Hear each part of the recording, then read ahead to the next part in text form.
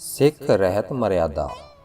ਸਿੱਖ ਦੀ ਪਰਿਭਾਸ਼ਾ: ਜੋ ਇਸਤਰੀ ਜਾਂ ਪੁਰਸ਼ ਇੱਕ ਅਕਾਲ ਪੁਰਖ, 10 ਗੁਰੂ ਸਾਹਿਬਾਨ, ਸ੍ਰੀ ਗੁਰੂ ਗ੍ਰੰਥ ਸਾਹਿਬ, 10 ਗੁਰੂ ਸਾਹਿਬਾਨਾਂ ਦੀ ਬਾਣੀ ਅਤੇ ਸਿੱਖਿਆ ਅਤੇ ਦਸ਼ਮੇਸ਼ ਜੀ ਦੇ ਅੰਮ੍ਰਿਤ ਉੱਤੇ ਨਿਸ਼ਚੈ ਰੱਖਦਾ ਹੈ, ਉਹ ਸਿੱਖ ਹੈ। ਸਿੱਖ ਦੀ ਰਹਿਣੀ। ਸਿੱਖ ਦੀ ਰਹਿਣੀ 2 ਪ੍ਰਕਾਰ ਦੀ ਹੈ, ਸਖਸ਼ੀ ਅਤੇ ਪੰਥਕ। ਸਖਸ਼ੀ ਰਹਿਣੀ ਵਿੱਚ ਸਭ ਤੋਂ ਪਹਿਲਾ ਹੈ ਨਾਮ ਬਾਣੀ ਦਾ ਅਭਿਆਸ। ਸਿੱਖ ਅੰਮ੍ਰਿਤ ਵੇਲੇ ਪਹਿਰ ਰਾਤ ਰਹਿੰਦੀ ਜਾ ਕੇ ਇਸ਼ਨਾਨ ਕਰੇ ਅਤੇ ਅਕਾਲ ਪੁਰਖ ਦਾ ਧਿਆਨ ਕਰਦਾ ਹੋਇਆ ਵਾਹਿਗੁਰੂ ਦਾ ਨਾਮ ਜਪੇ। ਨਿਤਨੇਮ ਦਾ ਪਾਠ ਕਰੇ। ਨਿਤਨੇਮ ਦੀਆਂ ਬਾਣੀਆਂ ਇਸ ਪ੍ਰਕਾਰ ਹਨ: ਜਪਜੀ ਸਾਹਿਬ, ਜਾਪ ਸਾਹਿਬ, 10 ਸਵਈਏ, ਸਵਰਗ ਸੁੱਧ ਸਮੂਹ ਵਾਲੇ।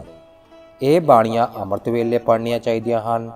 ਸੋਧਾ ਰਹਿਰਾਸ ਸ਼ਾਮ ਵੇਲੇ ਸੂਰਜ ਡੁੱਬਣੇ 'ਤੇ ਪੜ੍ਹਨਾ ਚਾਹੀਦਾ ਹੈ। ਸੋਹਿਲਾ ਸਾਹਿਬ ਦੀ ਬਾਣੀ ਰਾਤ ਨੂੰ ਸੌਣ ਤੋਂ ਪਹਿਲੇ ਪੜ੍ਹਨੀ ਚਾਹੀਦੀ ਹੈ। ਅੰਮ੍ਰਿਤ ਵੇਲੇ ਅਤੇ ਸੋਧਾਰ ਵੇਲੇ ਨਿਤਨੇਮ ਤੋਂ ਉਪਰੰਤ ਅਰਦਾਸ ਕਰਨੀ ਜ਼ਰੂਰੀ ਹੈ। ਅਰਦਾਸ ਹੋਣ ਸਮੇਂ ਸੰਗਤ ਵਿੱਚ ਹਾਜ਼ਰੀ ਭਰ ਰਹੇ ਸਾਰੇ ਇਸਤਰੀ ਅਤੇ ਪੁਰਸ਼ਾਂ ਨੂੰ ਹੱਥ ਜੋੜ ਕੇ ਖਲੋਣਾ ਚਾਹੀਦਾ ਹੈ। ਜੋ ਸੱਜਣ ਸ੍ਰੀ ਗੁਰੂ ਗ੍ਰੰਥ ਸਾਹਿਬ ਜੀ ਦੀ ਤਾਬਿਆ ਬੈਠਾ ਹੋਵੇ, ਉਹ ਵੀ ਉੱਠ ਕੇ ਚੋਰ ਕਰੇ। ਅਰਦਾਸ ਕਰਨ ਵਾਲਾ ਸ੍ਰੀ ਗੁਰੂ ਗ੍ਰੰਥ ਸਾਹਿਬ ਜੀ ਦੇ ਸਨਮੁਖ ਖੜੇ ਹੋ ਕੇ ਹੱਥ ਜੋੜ ਕੇ ਅਰਦਾਸ ਕਰੇ। ਜੇ ਸ੍ਰੀ ਗੁਰੂ ਗ੍ਰੰਥ ਸਾਹਿਬ ਜੀ ਮੌਜੂਦ ਨਾ ਹੋਣ ਤਾਂ ਕਿਸੇ ਪਾਸੇ ਵੀ ਮੂੰਹ ਕਰਕੇ ਅਰਦਾਸ ਕਰੋ, ਇਹ ਪ੍ਰਵਾਨ ਹੈ। ਜਦੋਂ ਕੋਈ ਖਾਸ ਅਰਦਾਸ ਕਿਸੇ ਇੱਕ ਜਾਂ ਵਧੇਰੇ ਆਦਮੀਆਂ ਵੱਲੋਂ ਹੋਵੇ ਤਾਂ ਉਹਨਾਂ ਨੂੰ ਬਿਨਾਂ ਸੰਗਤ ਵਿੱਚ ਬੈਠੇ ਹੋਰਨਾਂ ਦਾ ਉੱਠਣਾ ਜ਼ਰੂਰੀ ਨਹੀਂ। ਸਾਧ ਸੰਗਤ ਵਿੱਚ ਜੁੜ ਕੇ ਗੁਰਬਾਣੀ ਦਾ ਅਭਿਆਸ ਕਰਨਾ। ਸਭ ਤੋਂ ਪਹਿਲਾਂ ਗੁਰਦੁਆਰੇ ਵਿੱਚ। ਗੁਰਬਾਣੀ ਦਾ ਅਸਰ ਸਾਧ ਸੰਗਤ 'ਚ ਬੈਠਿਆਂ ਵਧੇਰੇ ਹੁੰਦਾ ਹੈ। ਇਸ ਲਈ ਸਿੱਖ ਲਈ ਉਚਿਤ ਹੈ ਕਿ ਸਿੱਖ ਸੰਗਤਾਂ ਦੇ ਜੋੜ ਮੇਲੇ ਦੇ ਅਸਥਾਨਾਂ ਗੁਰਦੁਆਰਿਆਂ ਉੱਤੇ ਦਰਸ਼ਨ ਕਰੇ ਅਤੇ ਸਾਧ ਸੰਗਤ ਵਿੱਚ ਬੈਠ ਕੇ ਗੁਰਬਾਣੀ ਤੋਂ ਲਾਭ ਉਠਾਵੇ। ਗੁਰਦੁਆਰੇ ਵਿੱਚ ਸ੍ਰੀ ਗੁਰੂ ਗ੍ਰੰਥ ਸਾਹਿਬ ਜੀ ਦਾ ਪ੍ਰਕਾਸ਼ ਰੋਜ਼ਾਨਾ ਹੋਵੇ। ਬਿਨਾਂ ਖਾਸ ਕਾਰਨ ਦੇ ਜਦ ਤੱਕ ਕਿ ਪ੍ਰਕਾਸ਼ ਜਾਰੀ ਰੱਖਣ ਦੀ ਲੋੜ ਹੋਵੇ, ਰਾਤ ਨੂੰ ਪ੍ਰਕਾਸ਼ ਨਾ ਰਹੇ। ਆਮ ਤੌਰ ਤੇ ਰਹਿਰਾਸ ਦੇ ਪਾਠ ਦੇ ਮਗਰੋਂ ਸੁਖ ਆਸਨ ਕੀਤਾ ਜਾਵੇ ਜਦ ਤੱਕ ਗ੍ਰੰਥੀ ਜਾਂ ਸੇਵਾਦਾਰ ਸ੍ਰੀ ਗੁਰੂ ਗ੍ਰੰਥ ਸਾਹਿਬ ਜੀ ਦੀ ਸੇਵਾ ਲਈ ਹਾਜ਼ਰ ਰਹਿ ਸਕਣ ਜਾਂ ਪਾਠੀਆਂ ਦਰਸ਼ਨ ਕਰਨ ਵਾਲਿਆਂ ਦੀ ਆਵਾਜਾਈ ਰਹੇ ਜਾਂ ਬੇਅਦਬੀ ਦਾ ਖਤਰਾ ਨਾ ਹੋਵੇ ਤਦ ਤੱਕ ਪ੍ਰਕਾਸ਼ ਰਹਿ ਸਕਦਾ ਹੈ। ਉਪਰੰਤ ਸੁਖ ਆਸਨ ਕਰ ਦੇਣਾ ਉਚਿਤ ਹੈ ਤਾਂ ਜੋ ਬੇਅਦਬੀ ਨਾ ਹੋ ਜਾਏ। ਸ੍ਰੀ ਗੁਰੂ ਗ੍ਰੰਥ ਸਾਹਿਬ ਜੀ ਨੂੰ ਸਨਮਾਨ ਨਾਲ ਪ੍ਰਕਾਸ਼ਿਆ, ਪੜ੍ਹਿਆ ਅਤੇ ਸੰਤੋਖਿਆ ਜਾਵੇ। ਪ੍ਰਕਾਸ਼ ਕਰਨ ਵਾਲਾ ਸਥਾਨ ਸਾਫ਼ ਸੁਥਰਾ ਹੋਣਾ ਚਾਹੀਦਾ ਹੈ। ਉੱਪਰ ਚਾਂਦਨੀ ਹੋਵੇ। ਪ੍ਰਕਾਸ਼ ਮੰਜੀ ਸਾਹਿਬ ਤੇ ਸਾਫ਼ ਸੁਥਰੇ ਬਸਤਰ ਵਿਛਾ ਕੇ ਕੀਤਾ ਜਾਣਾ ਚਾਹੀਦਾ ਹੈ। ਸ੍ਰੀ ਗੁਰੂ ਗ੍ਰੰਥ ਸਾਹਿਬ ਜੀ ਨੂੰ ਸੰਭਾਲ ਕੇ ਪ੍ਰਕਾਸ਼ਨ ਲਈ ਗਦੇਲੇ ਆਦਿਕ ਸਮਾਨ ਵਰਤੇ ਜਾਣ ਅਤੇ ਉੱਪਰ ਲਈ ਰੁਮਾਲੇ ਹੋਣ। ਜਦੋਂ ਪਾਠ ਨਾ ਹੁੰਦਾ ਹੋਵੇ ਤਾਂ ਉੱਤੇ ਰੁਮਾਲਾ ਪਿਆ ਰਹੇ। ਪ੍ਰਕਾਸ਼ ਵੇਲੇ ਚੋਰ ਵੀ ਚਾਹੀਦੇ ਹਨ। ਉੱਪਰ ਦੱਸੇ ਸਮਾਨ ਤੋਂ ਇਲਾਵਾ ਧੂਪ ਜਾਂ ਦੀਵੇ ਮਚਾ ਕੇ ਆਰਤੀ ਕਰਨੀ, ਭੋਗ ਲਾਣੇ, ਜੋਤਾਂ ਜਗਾਉਣੀਆਂ, ਢੱਲ ਖੜਕਾਉਣੇ, ਇਹ ਸਾਰੇ ਹੀ ਕਰਮ ਗੁਰਮਤਿ ਅਨੁਸਾਰ ਨਹੀਂ ਹਨ। ਪ੍ਰਕਾਸ਼ ਸਥਾਨ ਨੂੰ ਸੁਗੰਧਿਤ ਕਰਨ ਲਈ ਫੁੱਲ, ਧੂਪ ਆਦਿਕ ਸੁਗੰਧੀਆਂ ਵਰਤਣੀਆਂ ਵਰਜਿਤ ਨਹੀਂ ਹਨ। ਕਮਰੇ ਦੇ ਅੰਦਰ ਰੋਸ਼ਨੀ ਲਈ ਤੇਲ, ਘੀ ਜਾਂ ਮੋਮਬੱਤੀ, ਬਿਜਲੀ ਲੈਂਪ ਆਦਿ ਜਲਾ ਲੈਣੇ ਚਾਹੀਦੇ ਹਨ। ਸ੍ਰੀ ਗੁਰੂ ਗ੍ਰੰਥ ਸਾਹਿਬ ਜੀ ਦੇ ਬਰਾਬਰ ਕਿਸੇ ਵੀ ਪੁਸਤਕ ਨੂੰ ਅਸਥਾਨ ਨਹੀਂ ਦੇਣਾ ਚਾਹੀਦਾ। ਗੁਰਦੁਆਰੇ ਵਿੱਚ ਕੋਈ ਮੂਰਤੀ ਪੂਜਾ ਜਾਂ ਹੋਰ ਗੁਰਮਤਿ ਦੇ ਵਿਰੁੱਧ ਕੋਈ ਰੀਤੀ ਜਾਂ ਸੰਸਕਾਰ ਨਾ ਹੋਵੇ। ਨਾ ਹੀ ਕੋਈ ਅਨਮਤ ਦਾ ਤਿਉਹਾਰ ਮਨਾਇਆ ਜਾਵੇ। ਕਿਸੇ ਮੌਕੇ ਜਾਂ ਇਕੱਤਰਤਾ ਨੂੰ ਗੁਰਮਤਿ ਦੇ ਪ੍ਰਚਾਰ ਲਈ ਵਰਤਣਾ ਅਯੋਗ ਨਹੀਂ ਹੈ। ਸ੍ਰੀ ਗੁਰੂ ਗ੍ਰੰਥ ਸਾਹਿਬ ਜੀ ਦੇ ਪੰਘੂੜੇ ਦੇ ਪਾਵਿਆਂ ਨੂੰ ਮੁੱਠੀਆਂ ਭਰਨੀਆਂ, ਕੰਧਾਂ ਜਾਂ ਥੜਿਆਂ 'ਤੇ ਨੱਕ ਰਗੜਨਾ ਜਾਂ ਮੁੱਠੀਆਂ ਭਰਨੀਆਂ, ਮੰਜੀ ਸਾਹਿਬ ਹੇਠਾਂ ਪਾਣੀ ਰੱਖਣਾ, ਗੁਰਦੁਆਰਿਆਂ ਵਿੱਚ ਮੂਰਤੀਆਂ, ਬੁੱਤ ਬਣਾਉਣੇ ਜਾਂ ਰੱਖਣੀਆਂ, ਗੁਰੂ ਸਾਹਿਬਾਨ ਜਾਂ ਸਿੱਖ ਬਜ਼ੁਰਗਾਂ ਦੀਆਂ ਤਸਵੀਰਾਂ ਅੱਗੇ ਮੱਥੇ ਟੇਕਣੇ, ਇਹੋ ਜਿਹੇ ਕਰਮ ਸਾਰੇ ਹੀ ਮਨਮਤ ਹਨ। ਸ੍ਰੀ ਗੁਰੂ ਗ੍ਰੰਥ ਸਾਹਿਬ ਜੀ ਨੂੰ ਇੱਕ ਤੋਂ ਦੂਜੀ ਥਾਂ ਲਿਜਾਣ ਵੇਲੇ ਅਰਦਾਸ ਕਰਨੀ ਚਾਹੀਦੀ ਹੈ। ਜਿਸ ਸਿੱਖ ਨੇ ਸ੍ਰੀ ਗੁਰੂ ਗ੍ਰੰਥ ਸਾਹਿਬ ਜੀ ਨੂੰ ਚੱਕਿਆ ਹੋਵੇ ਉਹ ਨੰਗੀ ਪੈਰੀ ਚੱਲੇ, ਪਰ ਜੇਕਰ ਕਦੇ ਜ਼ਰੂਰਤ ਪੈ ਜਾਵੇ ਤਾਂ ਜੋੜੇ ਪਾ ਸਕਦੇ ਹਾਂ। ਕੋਈ ਵੀ ਭਰਮ ਨਹੀਂ ਕਰਨਾ ਚਾਹੀਦਾ। ਸ੍ਰੀ ਗੁਰੂ ਗ੍ਰੰਥ ਸਾਹਿਬ ਜੀ ਨੂੰ ਅਰਦਾਸ ਕਰਕੇ ਪ੍ਰਕਾਸ਼ ਕੀਤਾ ਜਾਵੇ। ਪ੍ਰਕਾਸ਼ ਕਰਨ ਵੇਲੇ ਸ੍ਰੀ ਗੁਰੂ ਗ੍ਰੰਥ ਸਾਹਿਬ ਜੀ ਵਿੱਚੋਂ ਇੱਕ ਸ਼ਬਦ ਦਾ ਵਾਕ ਲਿਆ ਜਾਵੇ। ਜਦੋਂ ਵੀ ਸ੍ਰੀ ਗੁਰੂ ਗ੍ਰੰਥ ਸਾਹਿਬ ਜੀ ਦੀ ਸਵਾਰੀ ਆਵੇ, ਭਾਵੇਂ ਅੱਗੇ ਪ੍ਰਕਾਸ਼ ਹੋਇਆ ਹੋਵੇ ਜਾਂ ਫਿਰ ਨਾ ਹੋਇਆ ਹੋਵੇ, ਹਰ ਇੱਕ ਸਿੱਖ ਨੂੰ ਸਨਮਾਨ ਲਈ ਖੜੇ ਹੋਣਾ ਚਾਹੀਦਾ ਹੈ। ਗੁਰਦੁਆਰੇ ਦੇ ਅੰਦਰ ਜਾਣ ਲੱਗਿਆਂ ਜੋੜੇ ਬਾਹਰ ਲਾਣੇ ਚਾਹੀਦੇ ਹਨ। ਸੁਥਰਾ ਹੋ ਕੇ ਜਾਣਾ ਚਾਹੀਦਾ ਹੈ। ਜੇ ਪੈਰ ਮੈਲੇ ਜਾਂ ਗੰਦੇ ਹੋਣ ਤਾਂ ਜਲ ਨਾਲ ਧੋ ਲੈਣੇ ਚਾਹੀਦੇ ਹਨ। ਸ੍ਰੀ ਗੁਰੂ ਗ੍ਰੰਥ ਸਾਹਿਬ ਅਥਵਾ ਗੁਰਦੁਆਰੇ ਨੂੰ ਆਪਣੇ ਸੱਜੇ ਪਾਸੇ ਰੱਖ ਕੇ ਪਰਿਕਰਮਾ ਕਰਨੀ ਚਾਹੀਦੀ ਹੈ। ਗੁਰਦੁਆਰੇ ਦੇ ਅੰਦਰ ਜਾਣ ਲਈ ਕਿਸੇ ਵੀ ਦੇਸ਼, ਮਜ਼ਹਬ ਜਾਂ ਜਾਤੀ ਵਾਲੇ ਨੂੰ ਮਨਾਹੀ ਨਹੀਂ ਹੈ, ਪਰ ਉਸ ਦੇ ਪਾਸ ਸਿੱਖ ਧਰਮ ਤੋਂ ਵਿਵਰਜਿਤ ਤੰਬਾਕੂ ਆਦਿ ਕੋਈ ਚੀਜ਼ ਨਹੀਂ ਹੋਣੀ ਚਾਹੀਦੀ। ਗੁਰਦੁਆਰੇ ਦੇ ਅੰਦਰ ਜਾ ਕੇ ਸਿੱਖ ਦਾ ਪਹਿਲਾ ਕਰਮ ਸ੍ਰੀ ਗੁਰੂ ਗ੍ਰੰਥ ਸਾਹਿਬ ਜੀ ਅੱਗੇ ਮੱਥਾ ਟੇਕਣਾ ਹੈ। ਉਪਰੰਤ ਗੁਰੂ ਰੂਪ ਸਾਧ ਸੰਗਤ ਦੇ ਦਰਸ਼ਨ ਕਰਕੇ ਸਹਿਜ ਨਾਲ ਵਾਹਿਗੁਰੂ ਜੀ ਕਾ ਖਾਲਸਾ ਵਾਹਿਗੁਰੂ ਜੀ ਕੀ ਫਤਿਹ ਬੁਲਾਉਣਾ ਹੈ। ਸੰਗਤ ਵਿੱਚ ਬੈਠਣ ਲਈ ਵੀ ਸਿੱਖ ਅਸਿੱਖ, ਛੂਤ ਛਾਤ, ਜਾਤ ਪਾਤ, ਊਚ ਨੀਚ ਦਾ ਭਰਮ ਜਾਂ ਵਿਤਕਰਾ ਨਹੀਂ ਕਰਨਾ ਚਾਹੀਦਾ। ਕਿਸੇ ਮਨੁੱਖ ਦਾ ਸਤਿਗੁਰਾਂ ਦੇ ਪ੍ਰਕਾਸ਼ ਸਮੇਂ ਜਾਂ ਸਮਗਤ ਵਿੱਚ ਗਦੇਲਾ, ਆਸਨ, ਕੁਰਸੀ, ਚੌਂਕੇ, ਮੰਜਾ ਆਦਿ ਲਾ ਕੇ ਬੈਠਣਾ ਜਾਂ ਕਿਸੇ ਹੋਰ ਵਿਤਕਰੇ ਨਾਲ ਬੈਠਣਾ ਮਨਮਤ ਹੈ। ਸੰਗਤ ਵਿੱਚ ਜਾਂ ਸਤਿਗੁਰਾਂ ਦੇ ਪ੍ਰਕਾਸ਼ ਸਮੇਂ ਕਿਸੇ ਵੀ ਸਿੱਖ ਨੂੰ ਨੰਗੇ ਸਿਰ ਨਹੀਂ ਬੈਠਣਾ ਚਾਹੀਦਾ। ਸੰਗਤ ਵਿੱਚ ਸਿੱਖ ਇਸਤਰੀਆਂ ਲਈ ਪਰਦਾ ਜਾਂ ਘੁੰਡ ਕੱਢਣਾ ਗੁਰਮਤਿ ਵਿਰੁੱਧ ਹੈ। ਸਿੱਖਾਂ ਦੇ 5 ਤਖਤ ਹਨ। ਸ਼੍ਰੀ ਅਕਾਲ ਤਖਤ ਸਾਹਿਬ ਅੰਮ੍ਰਿਤਸਰ, ਤਖਤ ਸ਼੍ਰੀ ਪਟਨਾ ਸਾਹਿਬ, ਤਖਤ ਸ਼੍ਰੀ ਕੇਸਗੜ੍ਹ ਸਾਹਿਬ ਆਨੰਦਪੁਰ ਵਿਖੇ, ਤਖਤ ਸ਼੍ਰੀ ਹਜੂਰ ਸਾਹਿਬ ਨਾਂਦੇੜ, ਤਖਤ ਸ਼੍ਰੀ ਦਮਦਮਾ ਸਾਹਿਬ ਤਲਵੰਡੀ ਸਾਬੋ ਵਿੱਚ। ਤਖਤਾਂ ਦੇ ਖਾਸ ਸਥਾਨ ਉੱਤੇ ਕੇਵਲ ਰਹਿਤਵਾਨ ਅੰਮ੍ਰਿਤਧਾਰੀ ਸਿੰਘ ਜਾਂ ਸਿੰਘਣੀ ਹੀ ਚੜ੍ਹ ਸਕਦੇ ਹਨ। ਤਖਤਾਂ ਉੱਤੇ ਪਵਿੱਤ ਅਤੇ ਤਨਖਾਹੀਏ ਸਿੱਖ ਤੋਂ ਬਿਨਾਂ ਹਰ ਇੱਕ ਪ੍ਰਾਣੀ ਮਾਤਰ ਸਿੱਖ ਗੈਰ ਸਿੱਖ ਦੀ ਅਰਦਾਸ ਹੋ ਸਕਦੀ ਹੈ। ਹਰ ਇੱਕ ਗੁਰਦੁਆਰੇ ਵਿੱਚ ਨਿਸ਼ਾਨ ਸਾਹਿਬ ਕਿਸੇ ਉੱਚੇ ਥਾਂ ਤੇ ਲੱਗਾ ਹੋਵੇ। ਨਿਸ਼ਾਨ ਸਾਹਿਬ ਦੇ ਪੁਸ਼ਾਕੇ ਦਾ ਰੰਗ ਬਸੰਤੀ ਜਾਂ ਸੁਰਮਈ ਹੋਵੇ ਅਤੇ ਨਿਸ਼ਾਨ ਸਾਹਿਬ ਦੇ ਸਿਰੇ ਉੱਤੇ ਸਰਬਲੋ ਦਾ ਭਾਲਾ ਜਾਂ ਖੰਡਾ ਬਣਿਆ ਹੋਵੇ। ਗੁਰਦੁਆਰੇ ਵਿੱਚ ਨਗਾਰਾ ਹੋਣਾ ਚਾਹੀਦਾ ਹੈ ਜੋ ਸਮੇਂ ਸਿਰ ਵਜਾਇਆ ਜਾਵੇ। ਕੀਰਤਨ ਕਰਨਾ। ਸੰਗਤ ਵਿੱਚ ਕੀਰਤਨ ਕੇਵਲ ਸਿੱਖ ਹੀ ਕਰ ਸਕਦੇ ਹਨ। ਕੀਰਤਨ ਗੁਰਬਾਣੀ ਨੂੰ ਰਾਗਾਂ ਵਿੱਚ ਉਚਾਰਨ ਕਰਨ ਨੂੰ ਕਹਿੰਦੇ ਹਨ।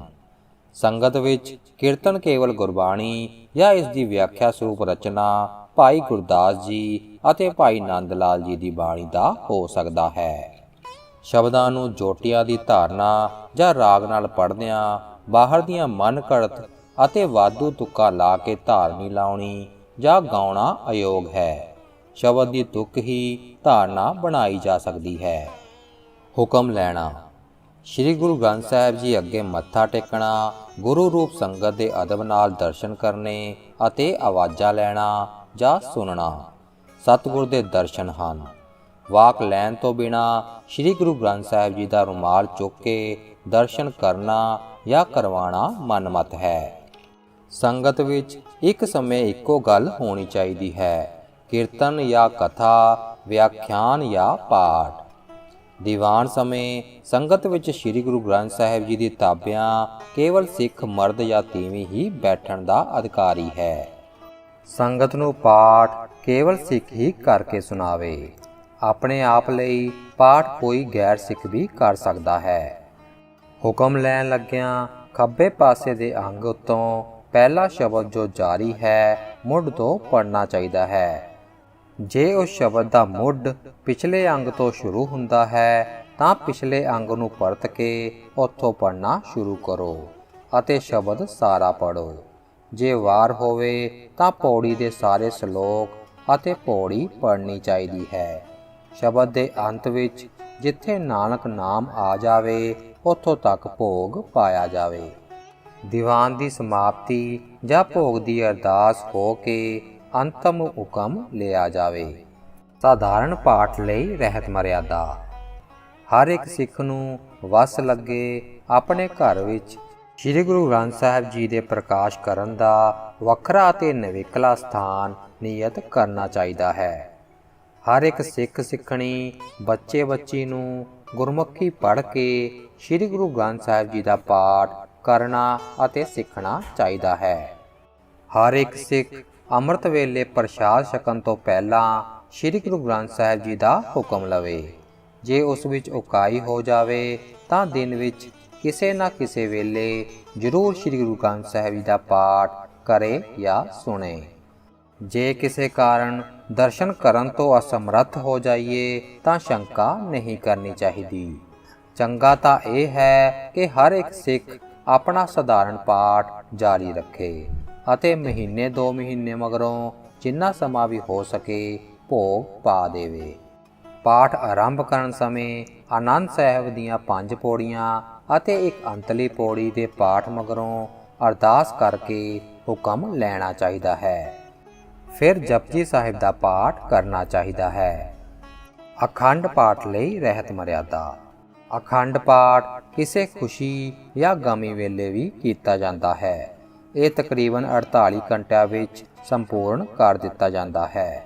ਇਸ ਪਾਠ ਨੂੰ ਲਗਾਤਾਰ ਬਿਨਾਂ ਰੋਕਦੇ ਕੀਤਾ ਜਾਂਦਾ ਹੈ। ਪਾਠ ਸਾਫ਼ ਅਤੇ ਸ਼ੁੱਧ ਪੜ੍ਹਨਾ ਚਾਹੀਦਾ ਹੈ। ਅੱਖਰ ਮਾਤਰਾ ਦਾ ਧਿਆਨ ਰੱਖ ਕੇ ਪਾਠ ਸ਼ੁੱਧ ਅਤੇ ਸਾਫ਼ ਪੜ੍ਹਨਾ ਚਾਹੀਦਾ ਹੈ, ਭਾਵੇਂ ਕੁਝ ਸਮਾਂ ਅਧਿਕ ਲੱਗ ਜਾਵੇ।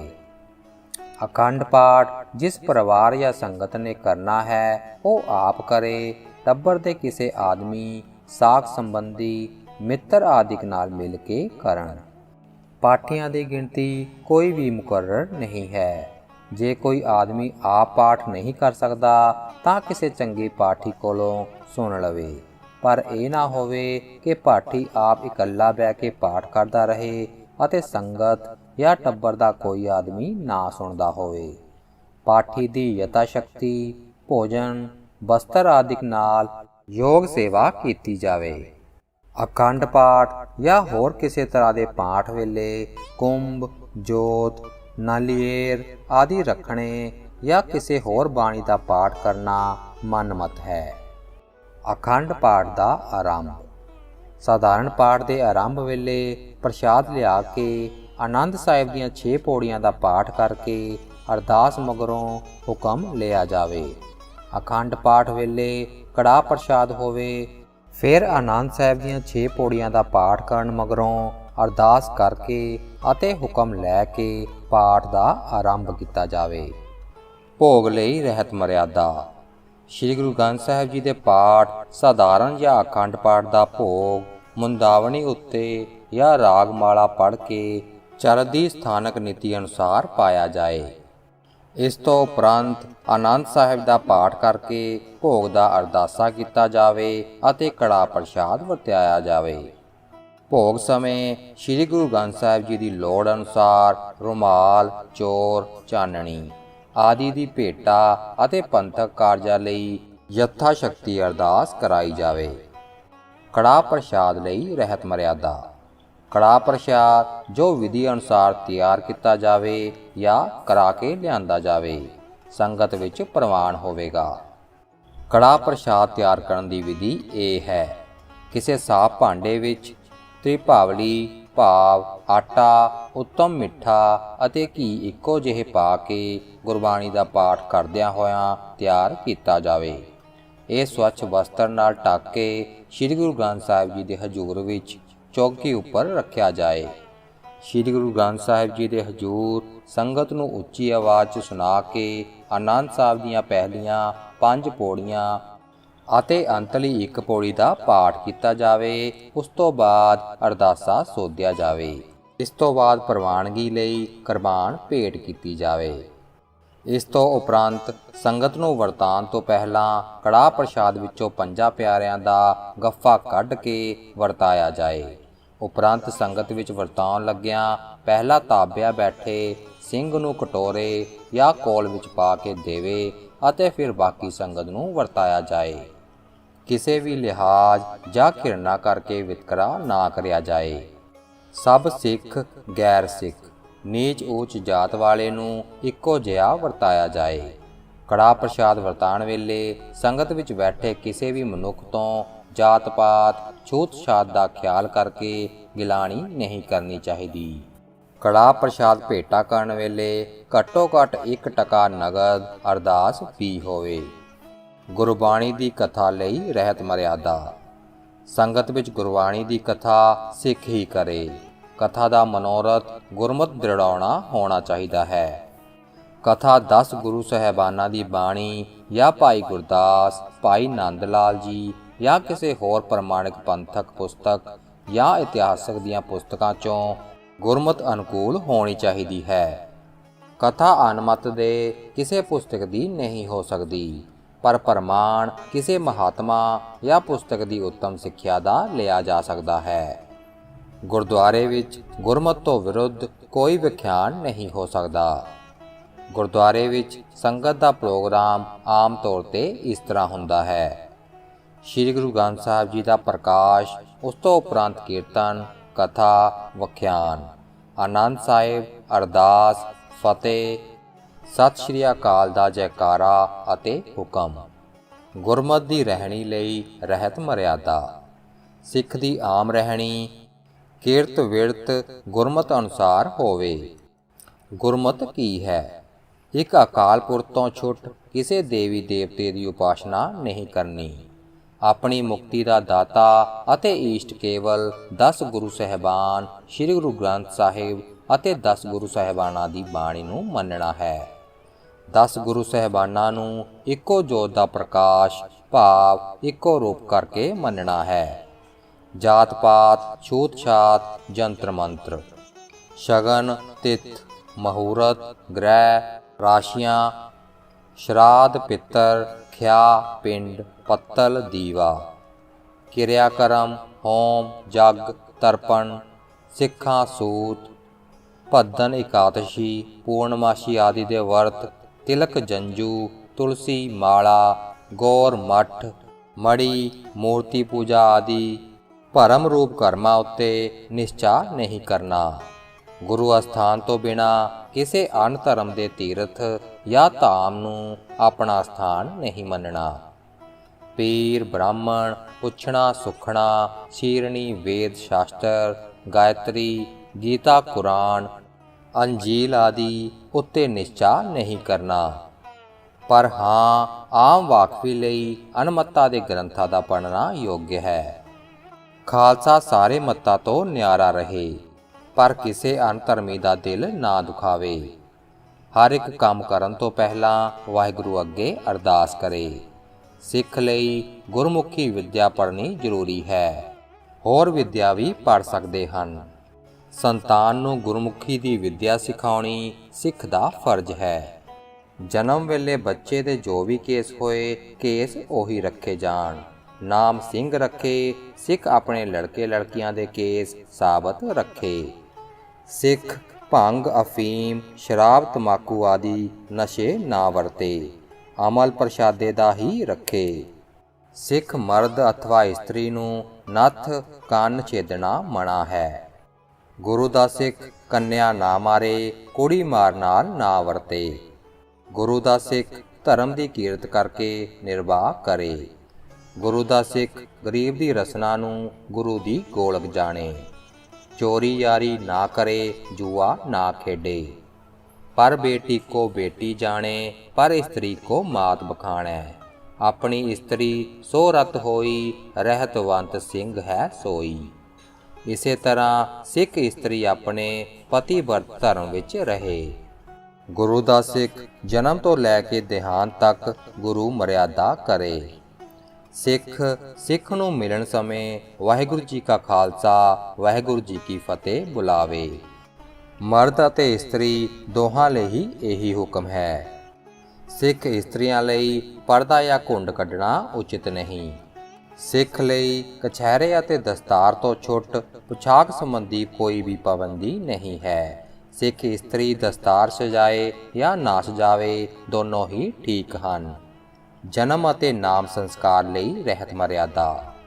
ਸਿੱਖ ਦੇ ਘਰ ਬਾਲਕ ਦਾ ਜਨਮ ਹੋਣ ਮਗਰੋਂ ਜਦ ਮਾਤਾ ਉੱਠਣ ਬੈਠਣ ਅਤੇ ਇਸ਼ਨਾਨ ਕਰਨ ਦੇ ਯੋਗ ਹੋ ਜਾਵੇ, ਦਿਨਾਂ ਦੀ ਗਿਣਤੀ ਮੁਕਰਰ ਨਹੀਂ, ਤਾਂ ਟੱਬਰ ਅਤੇ ਸੰਬੰਧੀ ਗੁਰਦੁਆਰੇ ਕੜਾਹ ਪ੍ਰਸ਼ਾਦ ਲੈ ਕੇ ਜਾਣ ਜਾਂ ਕਰਵਾਉਣ ਅਤੇ ਗੁਰੂ ਜੀ ਦੀ ਹਜ਼ੂਰੀ ਪਰਮੇਸ਼ਰ ਦਿੱਤਾ ਬੰਨਾ, ਸੋਰਠ ਮਹੱਲਾ ਪੰਜਵਾਂ, ਸਤਿਗੁਰ ਸਾਚੇ ਦੀਆ ਭੇਜ, ਆਸਾ ਮਹੱਲਾ ਪੰਜਵਾਂ ਆਦਿ ਖੁਸ਼ੀ ਦੇ ਧਨਵੰਦ ਵਾਲੇ ਸ਼ਬਦ ਪੜ੍ਹਨ।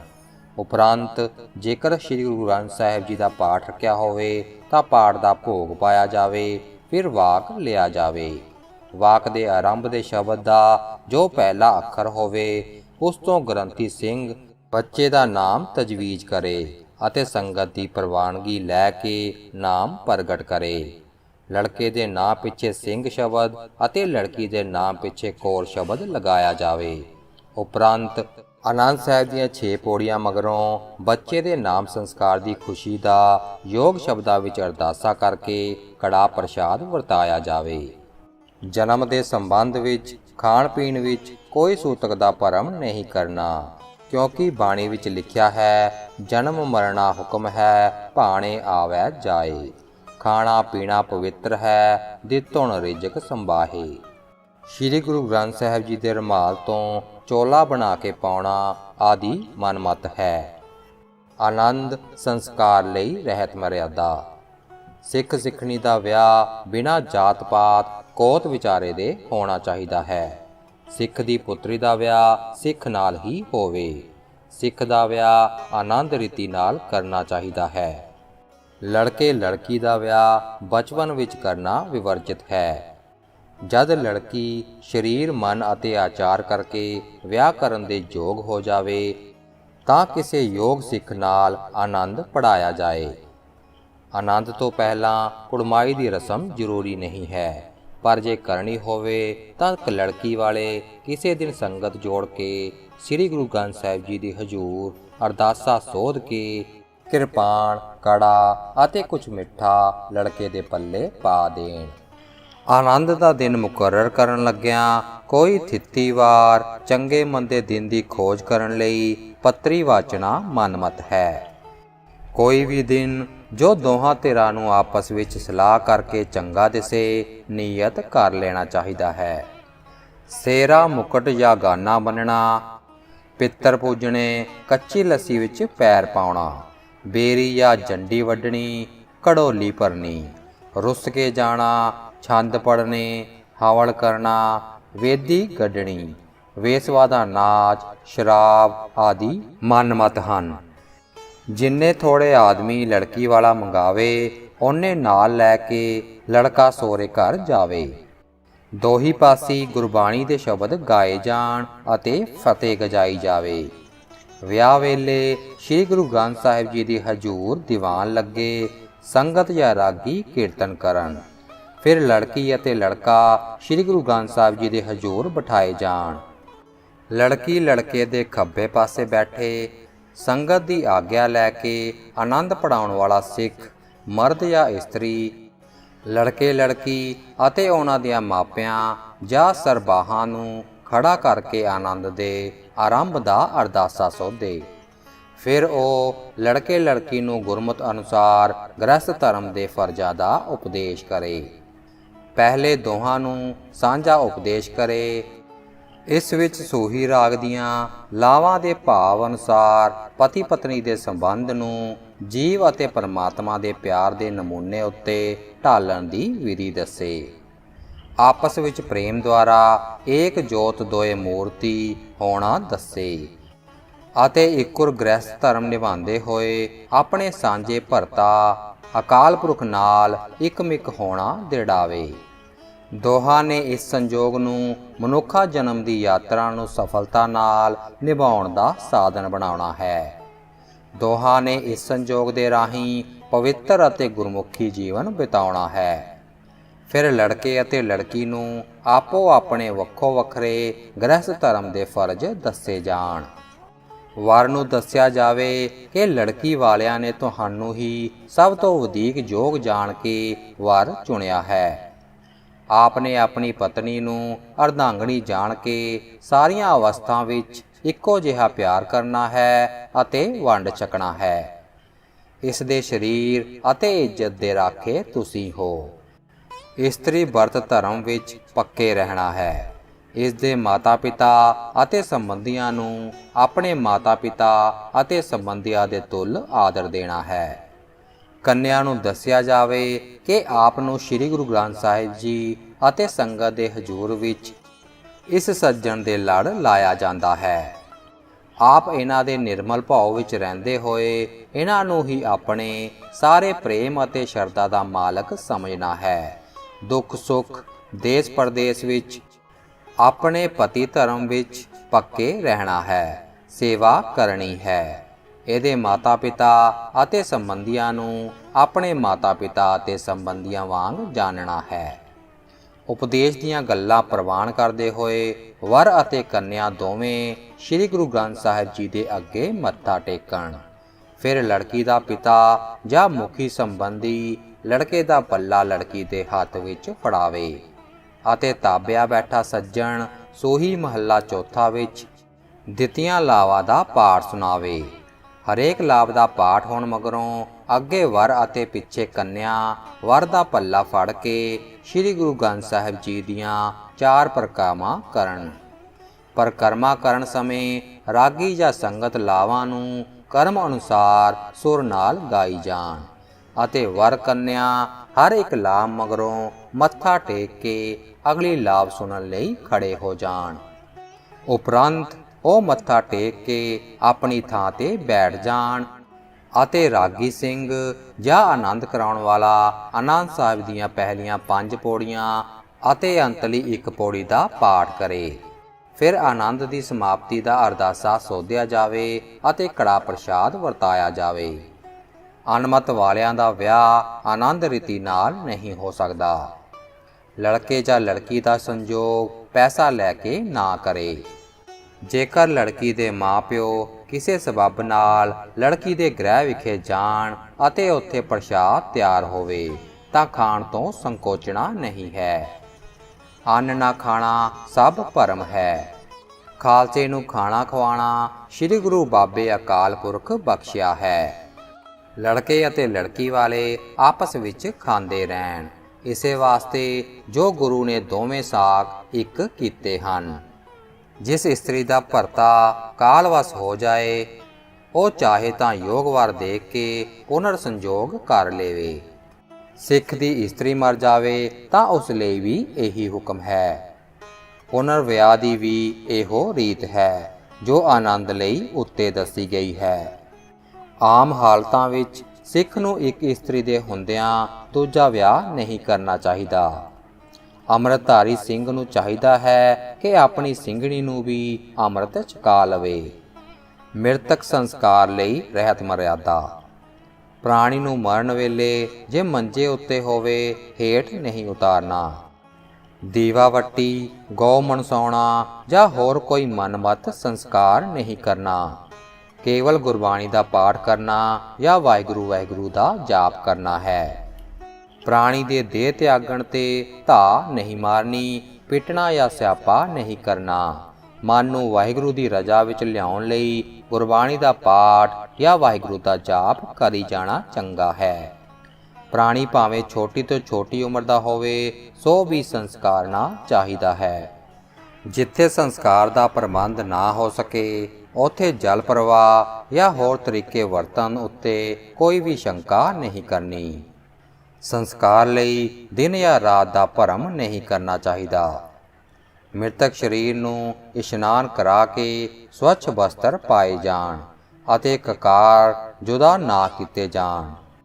ਫਿਰ ਤਖਤੇ ਉੱਤੇ ਪਾ ਕੇ ਚਲਾਣੇ ਦਾ ਅਰਦਾਸਾ ਸੋਧਿਆ ਜਾਵੇ। ਫਿਰ ਅਰਥੀ ਨੂੰ ਚੁੱਕ ਕੇ ਸ਼ਮਸ਼ਾਨ ਭੂਮੀ ਵੱਲ ਲਿਜਾਇਆ ਜਾਵੇ। ਨਾਲ ਵੈਰਾਗਮਾਈ ਸ਼ਬਦ ਦਾ ਉਚਾਰਨ ਕੀਤਾ ਜਾਏ। ਸੰਸਕਾਰ ਦੀ ਥਾਂ ਪਹੁੰਚ ਕੇ ਚਿਥਾ ਰਚੀ ਜਾਵੇ। ਫਿਰ ਸਰੀਰ ਨੂੰ ਅਗਲੀ ਭੇਟਾ ਕਰਨ ਲਈ ਅਰਦਾਸਾ ਸੋਧਿਆ ਜਾਵੇ।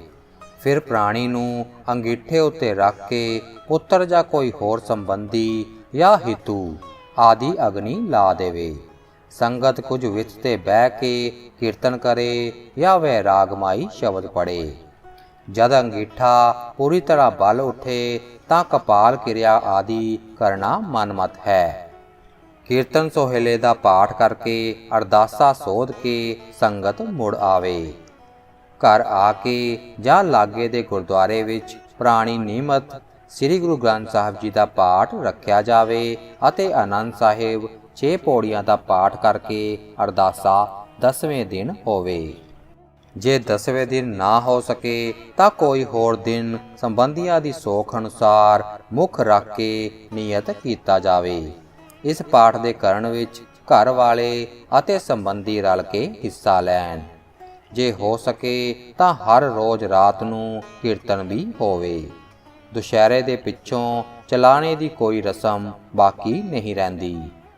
ਮ੍ਰਿਤਕ ਪ੍ਰਾਣੀ ਦਾ ਅੰਗੀਠਾ ਠੰਡਾ ਹੋਣ ਤੇ ਸਾਰੀ ਦੇਹ ਦੀ ਭਸਮ ਅਰਥੀਆਂ ਸਮੇਤ ਉਠਾ ਕੇ ਜਲ ਪ੍ਰਵਾਹ ਵਿੱਚ ਪ੍ਰਵਾਹ ਕਰ ਦਿੱਤੀ ਜਾਵੇ ਜਾਂ ਉੱਥੇ ਹੀ ਦੱਬ ਕੇ ਜ਼ਮੀਨ ਬਰਾਬਰ ਕਰ ਦਿੱਤੀ ਜਾਵੇ। ਸੰਸਕਾਰ ਸਥਾਨ ਤੇ ਮ੍ਰਿਤਕ ਪ੍ਰਾਣੀ ਦੀ ਯਾਦਗਾਰ ਬਣਾਉਣੀ ਮਨਾ ਹੈ।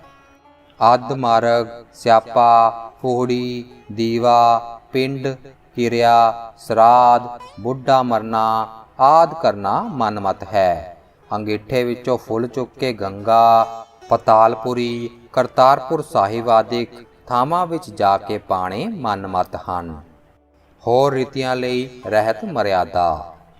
ਇਹਨਾਂ ਸੰਸਕਾਰਾਂ ਤੋਂ ਛੁੱਟ ਸਮੇਂ-ਸਮੇਂ ਜੋ ਵੀ ਖੁਸ਼ੀ ਗਮੀ ਦਾ ਮੌਕਾ ਆ ਬਣੇ, ਜਿਵੇਂ ਨਵੇਂ ਮਕਾਨ ਵਿੱਚ ਪ੍ਰਵੇਸ਼ ਕਰਨਾ, ਨਵੀਂ ਦੁਕਾਨ ਖੋਲ੍ਹਣਾ, ਬਾਲਕ ਨੂੰ ਮਦਰਸੇ ਪਾਉਣਾ ਆਦਿ, ਤਾਂ ਸਿੱਖ ਨੂੰ ਚਾਹੀਦਾ ਹੈ ਕਿ ਵਾਹਿਗੁਰੂ ਦੀ ਸਹਾਇਤਾ ਲਈ ਅਰਦਾਸਾ ਸੋਧੇ। ਸਿੱਖੀ ਵਿੱਚ ਸਾਰੇ ਸੰਸਕਾਰਾਂ ਦਾ ਜ਼ਰੂਰੀ ਅੰਗ ਬਾਣੀ ਦਾ ਪਾਠ ਅਤੇ ਅਰਦਾਸਾ ਹੈ। ਸੇਵਾ ਲਈ ਰਹਿਤ ਮਰਿਆਦਾ। ਸੇਵਾ ਸਿੱਖ ਧਰਮ ਦਾ ਇੱਕ ਉੱਘਾ ਅੰਗ ਹੈ। ਇਸ ਨੂੰ ਨਮੂਨੇ ਮਾਤਰ ਸਿਖਾਉਣ ਲਈ ਗੁਰਦੁਆਰਿਆਂ ਵਿੱਚ ਹੀ ਪ੍ਰਬੰਧ ਕੀਤਾ ਹੁੰਦਾ ਹੈ। ਸਧਾਰਨ ਰੂਪ ਇਸ ਦੇ ਇਹ ਹਨ: ਗੁਰਦੁਆਰੇ ਦੇ ਝਾੜੂ, ਲੇਪਣ, ਸੰਗਤਾਂ ਦੀ ਪਾਣੀ ਪੱਖੇ ਦੀ ਸੇਵਾ, ਲੰਗਰ ਦੀ ਸੇਵਾ ਅਤੇ ਜੋੜੇ ਝਾੜਨ ਆਦਿ ਹਨ। ਗੁਰੂ ਦਾ ਲੰਗਰ ਇਸ ਦੇ 2 ਭਾਵ ਹਨ: ਇੱਕ ਸਿੱਖਾਂ ਨੂੰ ਸੇਵਾ ਸਿਖਾਉਣਾ, ਦੂਜਾ ਊਚ ਨੀਚ, ਛੂਤ ਛਾਤ ਦਾ ਭਰਮ ਮਿਟਾਉਣਾ। ਗੁਰੂ ਦੇ ਲੰਗਰ ਵਿੱਚ ਬੈਠ ਕੇ ਊਚ ਨੀਚ ਕਿਸੇ ਜਾਤ ਜਾਂ ਵਰਣ ਦਾ ਪ੍ਰਾਣੀ ਪ੍ਰਸ਼ਾਦ ਛਕ ਸਕਦਾ ਹੈ। ਪੰਗਤ ਵਿੱਚ ਬਿਠਾਉਣ ਲੱਗਿਆਂ ਕਿਸੇ ਦੇਸ਼, ਵਰਣ, ਜਾਤੀ ਜਾਂ ਮਜ਼ਹਬ ਦਾ ਵਿਤਕਰਾ ਨਹੀਂ ਕਰਨਾ। ਪਰ ਹਾਂ, ਇੱਕ ਥਾਲੀ ਵਿੱਚ ਕੇਵਲ ਅੰਮ੍ਰਿਤਧਾਰੀ ਸਿੱਖ ਹੀ ਛਕ ਸਕਦੇ ਹਨ। ਪੰਥਕ ਰਹਿਣੀ ਦੀ ਰਹਿਤ ਮਰਿਆਦਾ। ਗੁਰਮਤਿ ਅਨੁਸਾਰ 5 ਤਰ੍ਹਾਂ ਦੀ ਪੰਥਕ ਰਹਿਣੀ ਹੈ। ਪਹਿਲੀ ਗੁਰੂ ਪੰਥ, ਦੂਜੀ ਅੰਮ੍ਰਿਤ ਸੰਸਕਾਰ, ਤੀਜਾ ਤਨਖਾਹ ਲਾਉਣ ਦੀ ਵਿਧੀ, ਚੌਥਾ ਗੁਰਮੱਤਾ ਕਰਨ ਦੀ ਵਿਧੀ, ਪੰਜਵਾਂ ਸਥਾਨਕ ਫੈਸਲਿਆਂ ਦੀ ਅਪੀਲ। ਗੁਰੂ ਪੰਥ ਲਈ ਰਹਿਤ ਮਰਿਆਦਾ। ਸੇਵਾ ਕੇਵਲ ਪੱਖੇ ਲੰਗਰ ਆਦਿ ਤੇ ਹੀ ਨਹੀਂ ਮੁੱਕ ਜਾਂਦੀ। ਸਿੱਖ ਦੀ ਸਾਰੀ ਜ਼ਿੰਦਗੀ ਪਰਉਪਕਾਰ ਵਾਲੀ ਹੈ। ਸੇਵਾ ਸਫਲ ਉਹ ਹੈ ਜੋ ਥੋੜੇ ਯਤਨ ਨਾਲ ਵਧੇਕ ਤੋਂ ਵਧੇਕ ਹੋ ਸਕੇ। ਇਹ ਗੱਲ ਜਥੇਬੰਦੀ ਦੇ ਰਾਹੀਂ ਹੋ ਸਕਦੀ ਹੈ। ਸਿੱਖ ਨੇ ਇਸ ਲਈ ਸਖਸ਼ੀ ਧਰਮ ਪੂਰਾ ਕਰਦਿਆਂ ਹੋਇਆਂ ਹੀ ਪੰਥਕ ਫਰਜ਼ ਵੀ ਪੂਰੇ ਕਰਨੇ ਹਨ। ਇਸ ਜਥੇਬੰਦੀ ਦਾ ਨਾਮ ਪੰਥ ਹੈ। ਹਰ ਇੱਕ ਨੇ ਪੰਥ ਦਾ ਇੱਕ ਅੰਗ ਹੋ ਕੇ ਵੀ ਆਪਣਾ ਧਰਮ ਨਿਭਾਉਣਾ ਹੈ। ਗੁਰੂ ਪੰਥ ਤਿਆਰ ਬਰ ਤਿਆਰ ਸਿੰਘਾਂ ਦੇ ਸਮੁੱਚੇ ਸਮੂਹ ਨੂੰ ਗੁਰੂ ਪੰਥ ਆਖਦੇ ਹਨ। ਇਸ ਦੀ ਤਿਆਰੀ 10 ਗੁਰੂ ਸਾਹਿਬਾਨਾਂ ਨੇ ਕੀਤੀ ਅਤੇ 10ਮ ਗੁਰੂ ਜੀ ਨੇ ਇਸ ਦਾ ਅੰਤਮ ਸਰੂਪ ਬਣ ਕੇ ਗੁਰਿਆਈ ਸੌਂਪੀ। ਅੰਮ੍ਰਿਤ ਸੰਸਕਾਰ ਲਈ ਰਹਿਤ ਮਰਿਆਦਾ। ਅੰਮ੍ਰਿਤ ਛਕਾਉਣ ਲਈ ਇੱਕ ਖਾਸ ਸਥਾਨ ਤੇ ਪ੍ਰਬੰਧ ਹੋਵੇ। ਉੱਥੇ ਆਮ ਲੋਕਾਂ ਦਾ ਲੰਘਣਾ ਨਾ ਹੋਵੇ। ਉੱਥੇ ਸ੍ਰੀ ਗੁਰੂ ਗ੍ਰੰਥ ਸਾਹਿਬ ਜੀ ਦਾ ਪ੍ਰਕਾਸ਼ ਹੋਵੇ। ਘੱਟ ਤੋਂ ਘੱਟ 6 ਤਿਆਰ ਬਰ ਤਿਆਰ ਸਿੰਘ ਹਾਜ਼ਰ ਹੋਣ, ਜਿਨ੍ਹਾਂ 'ਚੋਂ ਇੱਕ ਤਾਬਿਆ ਬੈਠਾ ਹੋਵੇ ਅਤੇ ਬਾਕੀ 5 ਅੰਮ੍ਰਿਤ ਛਕਾਉਣ ਲਈ ਹੋਣ। ਇਹਨਾਂ ਵਿੱਚ ਸਿੰਘਣੀਆਂ ਵੀ ਹੋ ਸਕਦੀਆਂ ਹਨ। ਇਹਨਾਂ ਸਾਰਿਆਂ ਨੇ ਕੇਸ਼ੀ ਇਸ਼ਨਾਨ ਕੀਤਾ ਹੋਵੇ। ਇਹਨਾਂ ਪੰਜ ਪਿਆਰਾਂ ਵਿੱਚ ਕੋਈ ਅੰਗਹੀਣ, ਅੰਨਾ, ਕਾਣਾ, ਲੂਲਾ ਜਾਂ ਲੰਗੜਾ, ਦੀਰਘ ਰੋਗ ਵਾਲਾ ਨਾ ਹੋਵੇ, ਕੋਈ ਤਨਖਾਹੀਆ ਨਾ ਹੋਵੇ, ਸਾਰੇ ਤਿਆਰ ਬਰ ਤਿਆਰ ਦਰਸ਼ਨੀ ਸਿੰਘ ਹੋਣ। ਹਰ ਦੇਸ਼, ਹਰ ਮਜ਼ਹਬ ਅਤੇ ਜਾਤੀ ਦੇ ਹਰ ਇਸਤਰੀ ਪੁਰਸ਼ ਨੂੰ ਅੰਮ੍ਰਿਤ ਛਕਣ ਦਾ ਅਧਿਕਾਰ ਹੈ।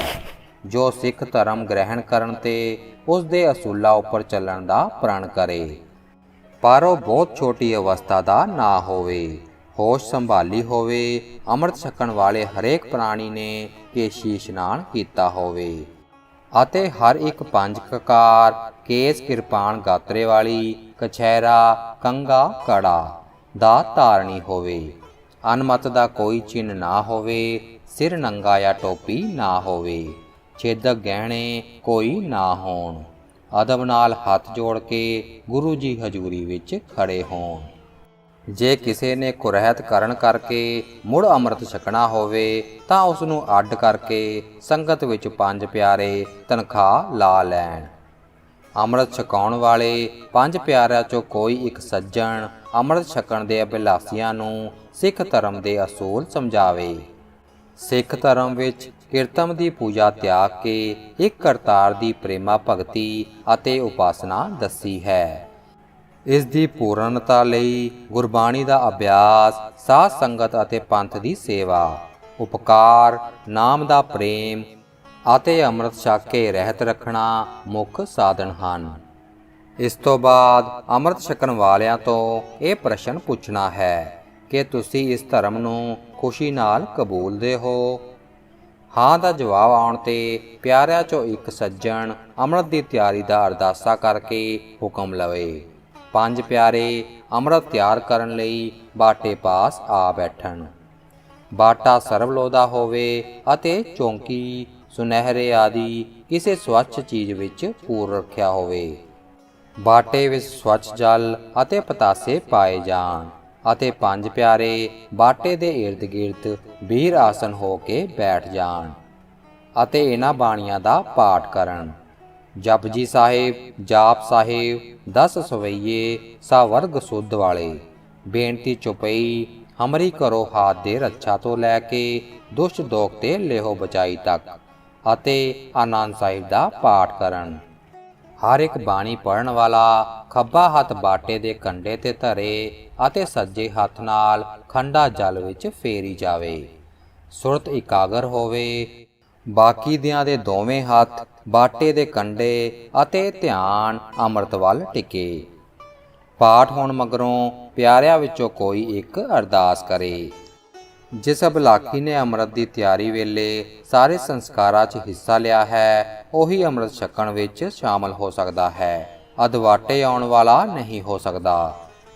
ਇਸ ਤੋਂ ਉਪਰੰਤ ਸ਼੍ਰੀ ਕਲਗੀਧਰ ਦਸ਼ਮੇਸ਼ ਪਿਤਾ ਦਾ ਧਿਆਨ ਧਰ ਕੇ ਹਰ ਇੱਕ ਅੰਮ੍ਰਿਤ ਛਕਣ ਵਾਲੇ ਨੂੰ ਵੀਰ ਆਸਨ ਕਰਾ ਕੇ ਉਸ ਦੇ ਖੱਬੇ ਹੱਥ ਉੱਪਰ ਸੱਜਾ ਹੱਥ ਰਖਾ ਕੇ ਪੰਜ ਚੂਲੇ ਅੰਮ੍ਰਿਤ ਦੇ ਛਕਾਏ ਜਾਣ ਅਤੇ ਹਰ ਚੂਲੇ ਨਾਲ ਇਹ ਕਿਹਾ ਜਾਵੇ, ਬੋਲ ਵਾਹਿਗੁਰੂ ਜੀ ਕਾ ਖਾਲਸਾ, ਵਾਹਿਗੁਰੂ ਜੀ ਕੀ ਫਤਿਹ।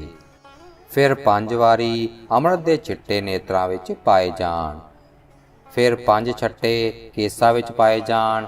ਹਰ ਇੱਕ ਛੱਟੇ ਨਾਲ ਛਕਾਉਣ ਵਾਲੇ ਦੇ ਪਿੱਛੇ ਪਿੱਛੇ ਵਾਹਿਗੁਰੂ ਜੀ ਕਾ ਖਾਲਸਾ, ਵਾਹਿਗੁਰੂ ਜੀ ਕੀ ਫਤਿਹ ਗਜਾਈ ਜਾਵੇ। ਸਾਰਿਆਂ ਨੂੰ ਅੰਮ੍ਰਿਤ ਛਕਾਉਣ ਤੋਂ ਬਾਅਦ ਜੋ ਅੰਮ੍ਰਿਤ ਬਾਕੀ ਰਹਿ ਜਾਵੇ ਉਸ ਨੂੰ ਸਾਰੇ ਅੰਮ੍ਰਿਤ ਵਾਲੇ ਸਿੱਖ ਅਤੇ ਸਿੱਖਣੀਆਂ ਰਲ ਕੇ ਛਕਣ। ਉਪਰੰਤ ਪੰਜ ਪਿਆਰੇ ਰਲ ਕੇ ਇੱਕੋ ਆਵਾਜ਼ ਨਾਲ ਅੰਮ੍ਰਿਤ ਛਕਣ ਵਾਲਿਆਂ ਨੂੰ ਵਾਹਿਗੁਰੂ ਦਾ ਨਾਮ ਦੱਸ ਕੇ ਮੂਲ ਮੰਤਰ ਸੁਣਾਉਣ ਅਤੇ ਉਹਨਾਂ ਪਾਸੋਂ ਇਸ ਦਾ ਰਟਣ ਕਰਾਉਣ।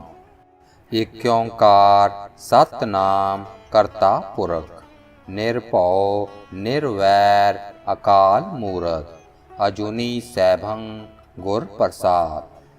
ਫਿਰ ਪੰਜ ਪਿਆਰਿਆਂ 'ਚੋਂ ਕੋਈ ਸੱਜਣ ਰਹਿਤ ਦੱਸੇ, ਅੱਜ ਤੋਂ ਤੁਸੀਂ ਸਤਿਗੁਰ ਕੈ ਜਨਮ ਗਵਨ ਮਿਟਾਇਆ ਹੈ ਅਤੇ ਖਾਲਸਾ ਪੰਥ ਵਿੱਚ ਸ਼ਾਮਲ ਹੋਏ ਹੋ। ਤੁਹਾਡੇ ਧਾਰਮਿਕ ਪਿਤਾ ਸ੍ਰੀ ਗੁਰੂ ਗੋਬਿੰਦ ਸਿੰਘ ਜੀ ਹਨ ਅਤੇ ਧਾਰਮਿਕ ਮਾਤਾ ਸਾਹਿਬ ਕੌਰ ਜੀ ਹਨ। ਜਨਮ ਆਪ ਦਾ ਕੇਸ਼ਗੜ੍ਹ ਸਾਹਿਬ ਅਤੇ ਵਾਸੀ ਆਨੰਦਪੁਰ ਸਾਹਿਬ ਦੇ ਹੋ। ਤੁਸੀਂ ਇੱਕ ਪਿਤਾ ਦੇ ਪੁੱਤਰ ਹੋਣ ਕਰਕੇ ਆਪਸ ਵਿੱਚ ਅਤੇ ਹੋਰ ਸਾਰੇ ਅੰਮ੍ਰਿਤਧਾਰੀਆਂ ਦੇ ਧਾਰਮਿਕ ਭਰਾਤਾ ਹੋ। ਤੁਸੀਂ ਪਿਛਲੀ ਕੁੱਲ ਕਿਰਤ ਕਰਮ ਧਰਮ ਦਾ ਤਿਆਗ ਕਰਕੇ ਅਰਥਾਤ ਪਿਛਲੀ ਜਾਤ ਪਾਤ ਜਨਮ ਦੋਸ਼ ਮਜ਼ਹਬ ਦਾ ਖਿਆਲ ਤੱਕ ਛੱਡ ਕੇ ਨਿਰੋਲ ਖਾਲਸਾ ਬਣ ਗਏ ਹੋ। ਇੱਕ ਅਕਾਲ ਪੁਰਖ ਤੋਂ ਛੁੱਟ ਕਿਸੇ ਵੀ ਦੇਵੀ ਦੇਵਤਾ ਅਵਤਾਰ ਪੈਗੰਬਰ ਦੀ ਉਪਾਸਨਾ ਨਹੀਂ ਕਰਨੀ। ਦੱਸੋ ਗੁਰੂ ਸਾਹਿਬਾਨਾਂ ਨੂੰ ਅਤੇ ਉਹਨਾਂ ਦੀ ਬਾਣੀ ਤੋਂ ਬਿਨਾ ਕਿਸੇ ਹੋਰ ਨੂੰ ਆਪਣਾ ਮੁਕਤੀ ਦਾਤਾ ਨਹੀਂ ਮੰਨਣਾ। ਤੁਸੀਂ ਗੁਰਮੁਖੀ ਜਾਣਦੇ ਹੋ, ਜੇ ਨਹੀਂ ਜਾਣਦੇ ਤਾਂ ਸਿੱਖ ਲਵੋ। ਹਰ ਰੋਜ਼ ਨਿਤਨੇਮ ਦੀ ਬਾਣੀਆਂ ਦਾ ਪਾਠ ਕਰਨਾ ਹੈ। ਸ੍ਰੀ ਗੁਰੂ ਗ੍ਰੰਥ ਸਾਹਿਬ ਜੀ ਦਾ ਪਾਠ ਕਰਨਾ ਜਾਂ ਸੁਣਨਾ, ਪੰਜ ਕਕਾਰਾਂ ਨੂੰ ਹਰ ਵੇਲੇ ਅੰਗ ਸੰਗ ਰੱਖਣਾ ਹੈ। ਇਹ ਚਾਰ ਕੁਰਹਿਤਾਂ ਨਹੀਂ ਕਰਨੀਆਂ ਹਨ। ਕੇਸਾਂ ਦੀ ਬੇਅਦਬੀ ਨਹੀਂ ਕਰਨੀ ਹੈ, ਕੁੱਠਾ ਨਹੀਂ ਖਾਣਾ ਹੈ, ਪਰ ਇਸਤਰੀ ਜਾਂ ਪਰ ਪੁਰਸ਼ ਦਾ ਗਮਨ ਨਹੀਂ ਕਰਨਾ, ਤੰਬਾਕੂ ਦਾ ਵਰਤਣ ਨਹੀਂ ਕਰਨਾ। ਇਹਨਾਂ ਵਿੱਚੋਂ ਕੋਈ ਕੁਰਹਿਤ ਹੋ ਜਾਵੇ ਤਾਂ ਮੁੜ ਕੇ ਅੰਮ੍ਰਿਤ ਛਕਣਾ ਪਏਗਾ। ਆਪਣੀ ਇੱਛਾ ਵਿਰੁੱਧ ਅਣਭੋਲ ਹੀ ਕੋਈ ਕੁਰਹਿਤ ਹੋ ਜਾਵੇ ਤਾਂ ਕੋਈ ਦੰਡ ਨਹੀਂ। ਸਿਰ ਗੁੰਮ ਨੜੀ ਮਾਰ ਜੋ ਸਿੱਖ ਹੋ ਕੇ ਇਹ ਕੰਮ ਕਰਨ ਦਾ ਸੰਗ ਨਹੀਂ ਕਰਨਾ। ਪੰਥ ਸੇਵਾ ਅਤੇ ਗੁਰਦੁਆਰਿਆਂ ਦੀ ਟਹਿਲ ਵਿੱਚ ਤਤਪਰ ਰਹਿਣਾ। ਆਪਣੀ ਕਮਾਈ ਵਿੱਚੋਂ ਗੁਰੂ ਦਾ ਦਸਵੰਧ ਦੇਣਾ ਅਤੇ ਸਾਰੇ ਕੰਮ ਗੁਰਮਤ ਅਨੁਸਾਰ ਕਰਨੇ। ਖਾਲਸਾ ਧਰਮ ਦੇ ਨਿਯਮਾਂ ਅਨੁਸਾਰ ਜਥੇਬੰਦੀ ਵਿੱਚ ਇੱਕ ਸੂਤ ਪਰੋਏ ਰਹਿਣਾ। ਰਹਿਤ ਵਿੱਚ ਕੋਈ ਭੁੱਲ ਹੋ ਜਾਵੇ ਅਤੇ ਖਾਲਸੇ ਦੇ ਦੀਵਾਨ ਵਿੱਚ ਹਾਜ਼ਰ ਹੋ ਕੇ ਬੇਨਤੀ ਕਰਕੇ ਤਨਖਾਹ ਬਖਸ਼ਵਾਣੀ। ਅੱਗੇ ਲਈ ਸਾਵਧਾਨ ਰਹਿਣਾ। ਤਨਖਾਹੀਏ ਇਹ ਹਨ: ਮੀਣੇ ਮਸ ਧਰਮ ਲੀਏ ਰਾਮ ਰਾਈਏ। ਆਦਿਕ ਪੰਥ ਵਿਰੋਧੀਆਂ ਨਾਲ ਜਾਂ ਨੜੀ ਮਾਰ ਕੁੜੀ ਮਾਰ ਸਿਰ ਗੁੰਮ ਨਾਲ ਵਰਤਣ ਵਾਲਾ ਤਨਖਾਹੀਆ ਹੋ ਜਾਂਦਾ ਹੈ। ਬੇਅਮਰਤੀਏ ਜਾਂ ਪਤਿਤ ਦਾ ਜੂਠਾ ਖਾਣ ਵਾਲਾ। ਦਾਹੜਾ ਰੰਗਣ ਵਾਲਾ। ਪੁੱਤਰ ਜਾਂ ਧੀ ਦਾ ਸਾਕ ਮੁੱਲ ਲੈ ਕੇ ਜਾਂ ਦੇ ਕੇ ਕਰਨ ਵਾਲਾ। ਕੋਈ ਨਸ਼ਾ ਭੰਗ ਅਫੀਮ ਸ਼ਰਾਬ ਪੋਸਤ ਕੁਨੀਨ ਆਦਿਕ ਵਰਤਣ ਵਾਲਾ। ਗੁਰਮਤ ਤੋਂ ਵਿਰੁੱਧ ਕੋਈ ਸੰਸਕਾਰ ਕਰਨ ਵਾਲਾ। ਰਹਿਤ ਵਿੱਚ ਕੋਈ ਭੁੱਲ ਕਰਨ ਵਾਲਾ। ਇਹ ਸਿੱਖਿਆ ਦੇਣ ਤੋਂ ਉਪਰੰਤ ਪੰਜਾਂ ਪਿਆਰਿਆਂ ਵਿੱਚੋਂ ਕੋਈ ਸੱਜਣ ਅਰਦਾਸਾ ਕਰੇ। ਫਿਰ ਤਾਬਿਆ ਬੈਠਾ ਸਿੰਘ ਹੁਕਮ ਲਵੇ। ਜਿਨ੍ਹਾਂ ਨੇ ਅੰਮ੍ਰਿਤ ਛਕਿਆ ਹੈ ਉਹਨਾਂ ਵਿੱਚੋਂ ਜੇ ਕਿਸੇ ਦਾ ਨਾਮ ਸ੍ਰੀ ਗੁਰੂ ਗ੍ਰੰਥ ਸਾਹਿਬ ਜੀ ਵਿੱਚੋਂ ਨਾ ਰੱਖਿਆ ਹੋਵੇ, ਉਸ ਦਾ ਨਾਮ ਹੁਣ ਬਦਲ ਕੇ ਰੱਖਿਆ ਜਾਵੇ। ਅੰਤ ਕੜਾ ਪ੍ਰਸ਼ਾਦ ਵਰਤਾਇਆ ਜਾਵੇ। ਜਹਾਜ਼ ਚੜੇ ਸਾਰੇ ਸਿੰਘ ਅਤੇ ਸਿੰਘਣੀਆਂ ਇੱਕੋ ਬਾਟੇ ਵਿੱਚੋਂ ਕੜਾ ਪ੍ਰਸ਼ਾਦ ਰਲ ਕੇ ਛਕਣ। ਤਨਖਾਹ ਲਾਉਣ ਦੀ ਵਿਧੀ ਇਹ ਹੈ: ਜਿਸ ਕਿਸੇ ਸਿੱਖ ਪਾਸੋਂ ਰਹਿਤ ਦੀ ਕੋਈ ਭੁੱਲ ਹੋ ਜਾਵੇ ਤਾਂ ਉਹ ਨੇੜੇ ਦੀ ਗੁਰ ਸੰਗਤ ਪਾਸ ਹਾਜ਼ਰ ਹੋਵੇ ਅਤੇ ਸੰਗਤ ਦੇ ਸਨਮੁਖ ਖੜੇ ਹੋ ਕੇ ਆਪਣੀ ਭੁੱਲ ਮੰਨੇ। ਗੁਰ ਸੰਗਤ ਚੋਂ ਸ੍ਰੀ ਗੁਰੂ ਗ੍ਰੰਥ ਸਾਹਿਬ ਜੀ ਦੀ ਹਜ਼ੂਰੀ ਵਿੱਚ ਪੰਜ ਪਿਆਰੇ ਚੁਣੇ ਜਾਣ, ਜੋ ਪੇਸ਼ ਹੋਏ ਸੱਜਣ ਦੀ ਭੁੱਲ ਨੂੰ ਵਿਚਾਰ ਕੇ ਗੁਰੂ ਸੰਗਤ ਪਾਸ ਤਨਖਾਹ ਭਾਵ ਦੰਡ ਤਜਵੀਜ਼ ਕਰਨ। ਸੰਗਤ ਨੂੰ ਬਖਸ਼ਣ ਵੇਲੇ ਹੱਠ ਨਹੀਂ ਕਰਨਾ ਚਾਹੀਦਾ, ਨਾ ਹੀ ਤਨਖਾਹ ਲਾਉਣ ਵਾਲੇ ਨੂੰ ਦੰਡ ਭਰਨ ਵਿੱਚ ਆੜੀ ਕਰਨੀ ਚਾਹੀਦੀ ਹੈ। ਤਨਖਾਹ ਕਿਸੇ ਕਿਸਮ ਦੀ ਸੇਵਾ ਖਾਸ ਕਰਕੇ ਜੋ ਹੱਥਾਂ ਨਾਲ ਕੀਤੀ ਜਾਵੇ ਲਾਉਣੀ ਚਾਹੀਦੀ ਹੈ। ਅੰਤ ਸੋਧ ਦੀ ਅਰਦਾਸ ਹੋਵੇ। ਗੁਰਮਤਾ ਕਰਨ ਦੀ ਵਿਧੀ ਇਹ ਹੈ: ਗੁਰਮਤਾ ਕੇਵਲ ਉਹਨਾਂ ਸਵਾਲਾਂ ਤੇ ਹੀ ਹੋ ਸਕਦਾ ਹੈ ਜੋ ਸਿੱਖ ਧਰਮ ਦੇ ਮੁੱਢਲੇ ਅਸੂਲਾਂ ਦੀ ਪੁਸ਼ਟੀ ਲਈ ਹੋਣ, ਅਰਥਾਤ ਗੁਰੂ ਸਾਹਿਬਾਨ ਜਾਂ ਗੁਰੂ ਗ੍ਰੰਥ ਸਾਹਿਬ ਜੀ ਦੀ ਪਦਵੀ, ਬੀੜ ਦੀ ਨਿਰੋਲਤਾ, ਅੰਮ੍ਰਿਤ ਰਹਿਤ ਬਹਿਤ ਪੰਥ ਦੀ ਬਨਾਵਟ ਆਦਿ ਨੂੰ ਕਾਇਮ ਰੱਖਣ ਬਾਬਤ। ਹੋਰ ਕਿਸੇ ਕਿਸਮ ਦੇ ਸਾਧਾਰਨ ਧਾਰਮਿਕ, ਵਿਦਿਅਕ, ਸਮਾਜਕ, ਪੋਲੀਟੀਕਲ ਸਵਾਲ ਉੱਤੇ ਕੇਵਲ ਮਤਾ ਹੋ ਸਕਦਾ ਹੈ। ਇਹ ਗੁਰਮਤਾ ਗੁਰੂ ਪੰਥ ਦਾ ਚੁਣਿਆ ਹੋਇਆ ਕੇਵਲ ਸ਼੍ਰੋਮਣੀ ਜੱਥਾ ਜਾਂ ਗੁਰੂ ਪੰਥ ਦਾ ਪ੍ਰਤੀਨਿਧ ਇਕੱਠ ਹੀ ਕਰ ਸਕਦਾ ਹੈ। ਸਥਾਨਕ ਫੈਸਲਿਆਂ ਦੀ ਅਪੀਲ। ਸਥਾਨਕ ਗੁਰ ਸੰਗਤ ਦੇ ਫੈਸਲਿਆਂ ਦੀ ਅਪੀਲ ਸ੍ਰੀ ਅਕਾਲ ਤਖਤ ਸਾਹਿਬ ਪਾਸ ਹੋ ਸਕਦੀ ਹੈ। ਸਿੱਖ ਧਰਮ ਕੀ ਹੈ? ਸਿੱਖ ਧਰਮ ਦੁਨੀਆ ਦਾ ਸਭ ਤੋਂ ਨਵੀਨਤਮ ਅਤੇ ਪੰਜਵਾਂ ਸਭ ਤੋਂ ਵੱਡਾ ਧਰਮ ਹੈ। ਸਿੱਖ ਧਰਮ ਇੱਕ ਈਸ਼ਵਰਵਾਦੀ ਧਰਮ ਹੈ, ਜਿਸ ਦੀ ਸਥਾਪਨਾ 15ਵੀਂ ਸਦੀ ਵਿੱਚ ਗੁਰੂ ਨਾਨਕ ਦੇਵ ਜੀ ਨੇ ਕੀਤੀ ਸੀ। ਸਿੱਖੀ ਸ਼ਬਦ ਸਿੱਖ ਤੋਂ ਆਇਆ ਹੈ, ਜੋ ਸੰਸਕ੍ਰਿਤ ਭਾਸ਼ਾ ਤੋਂ ਲਿੱਤਾ ਗਿਆ ਹੈ, ਜਿਸ ਦਾ ਅਰਥ ਹੈ ਚੇਲਾ ਜਾਂ ਸਿੱਖਣ ਵਾਲਾ। ਇਸ ਲਈ ਸਿੱਖੀ ਵਿੱਚ ਚੇਲਾ ਗੁਰੂ ਦੇ ਦੱਸੇ ਹੋਏ ਮਾਰਗ ਉੱਤੇ ਚੱਲਦਾ ਹੈ। ਇਹ ਮਾਰਗ ਗੁਰੂ ਨਾਨਕ ਦੇਵ ਜੀ ਅਤੇ ਬਾਅਦ ਦੇ ਗੁਰੂ ਸਾਹਿਬਾਨਾਂ ਦੀ ਸਿੱਖਿਆ ਤੇ ਆਧਾਰਿਤ ਹੈ।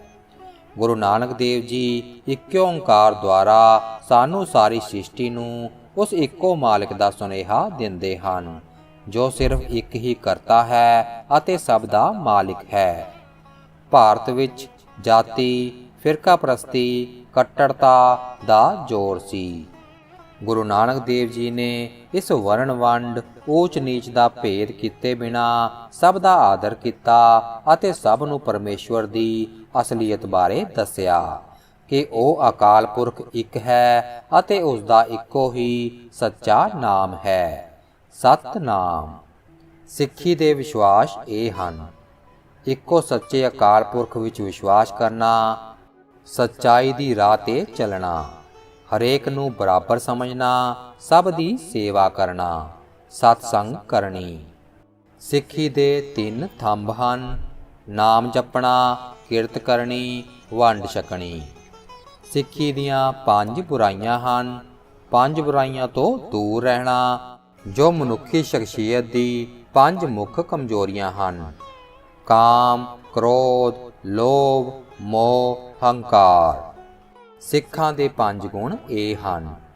ਗੁਰੂ ਸਾਹਿਬਾਨ ਨੇ 5 ਗੁਣ ਦੱਸੇ ਹਨ, ਜੋ ਹਰ ਇੱਕ ਮਨੁੱਖ ਨੂੰ ਧਿਆਨ ਰੱਖਣੇ ਚਾਹੀਦੇ ਹਨ: ਸੱਚ, ਦਇਆ, ਸੰਤੋਖ, ਨਮਰਤਾ ਅਤੇ ਪ੍ਰੇਮ। ਗੁਰਮਤਿ ਅਨੁਸਾਰ ਸਿੱਖ ਨੂੰ ਇਸ ਰਹਿਤ ਮਰਿਆਦਾ ਦਾ ਪਾਲਣ ਕਰਨਾ ਚਾਹੀਦਾ ਹੈ। ਵਾਹਿਗੁਰੂ ਜੀ ਕਾ ਖਾਲਸਾ, ਵਾਹਿਗੁਰੂ ਜੀ ਕੀ ਫਤਿਹ।